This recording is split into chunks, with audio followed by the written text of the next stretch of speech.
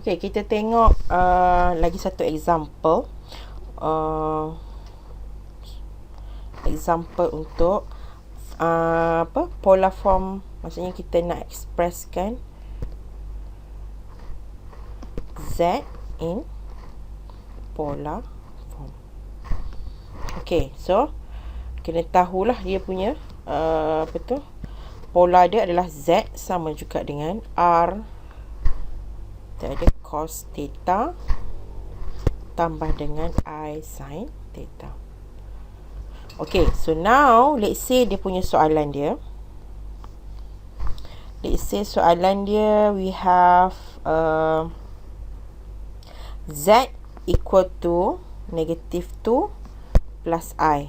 Okay, macam sebelum ni example dia bagi dalam bentuk samalah dia bagi dalam bentuk yang ni, dan kita kena tukarkan kepada dalam bentuk polar form lah. Okay, so sama juga sekarang dia bagi negative 2 dengan I lah. Okay, so now daripada situ kita tahu A dia adalah negative 2, and then kita punya B adalah 1 lah. Okay, so atau kalau kita tengok ni Z sama juga dengan A tambah dengan BI. Okay, so daripada situ kita tahu A adalah negatif 2, B adalah 1. Okay, so daripada situ kita nak dapatkan dalam bentuk yang ini kan. Okay, so kena cari dia punya R and kita punya theta kita. Okay, so kita pergi sebelah. So let's say tadi kita ada Z equal to negatif 2 tambah I. A adalah negatif 2, B adalah 1. Okay, now kita nak cari Z kita, ataupun kita punya Z modulus ataupun R kita adalah A kuasa 2 tambah dengan B kuasa 2 square root. So we have negatif 2 square tambah dengan 1 square lah. So kita dapat 4 tambah 1. So kita dapat 5 square root, 5 square root lah. So untuk R. Okay, so how about theta? So theta ialah shift tangent of B bahagi A. So tangent, shift tangent B adalah 1, ni adalah negatif 2. So adalah shift tangent 1, negatif 1/2 lah. Okay, so kalau tengok, kalau you cari shift tangent, so you akan dapat theta dia sama juga dengan negatif 1, negatif 26 57 degree. Okay, so ini kita dapat dia punya theta dia. So negatif kan, so maksudnya kita nak tahu dekat bahagian negatif adalah dekat bahagian yang mana. So kalau kita tengok dalam ni adalah dia adalah positif tangent, negatif tangent, positif tangent and negatif tangent. Okay, now kalau kita nak tahu untuk kita punya untuk kita punya sudut dia punya untuk kalau untuk sudut kita punya untuk imaginary ni, so dia hanya boleh cover of negatif pi sampai pi sahaja, ataupun negatif 180 dengan 180 saja. Maksudnya dia sama ada dekat sini ataupun dekat sini lah. Dia punya macam tu. Okay, so dia tak boleh sini sampai sini saja dia punya sudut dia lah.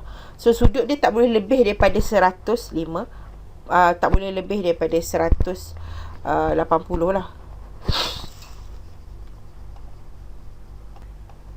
Okay, so maksudnya kat sini kita hanya boleh sudut dia untuk theta ni boleh bersudut sampai 110 je dia punya maksimum dia. Maksudnya dalam bentuk 180 lah.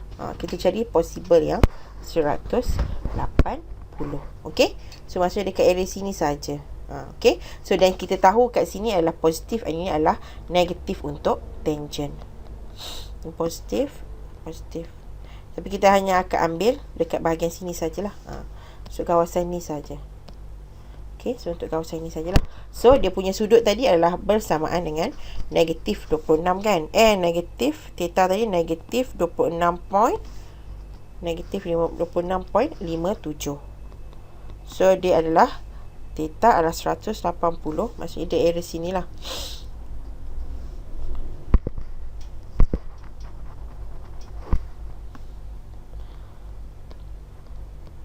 So 180 tolak 26.57, kita dapat 153.43. Okay, degree. Okay, so kita jadikan dalam bentuk. So R tadi kita dah dapat 5 square root atau 5 square root. So R tadi adalah 5 square root. So kita boleh buatlah polar form. So polar form untuk kita punya complex number yang tadi tu, Z sama juga dengan negatif 2 tambah dengan I tu tadi. Dia punya Z yang baru adalah R cos theta tambah dengan I sin theta. So theta kita tadi adalah 153.43 dan kita punya R adalah square root 5. So kita masukkanlah. So kita ada 5 square root dan cos 153.43 tambah dengan I sin 153.43 degree. Okay, so this is the new Z untuk polar form. Okay, so you all boleh try tengok apakah soalan-soalan yang boleh dibuat lah, soalan untuk polar form ni. Polar form ni senang je.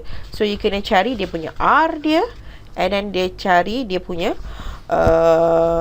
cari nilai R dengan nilai kita punya nilai R dan nilai kita punya theta. Okay, so now kita akan pergi kepada operation yang melibatkan polar form. Alright.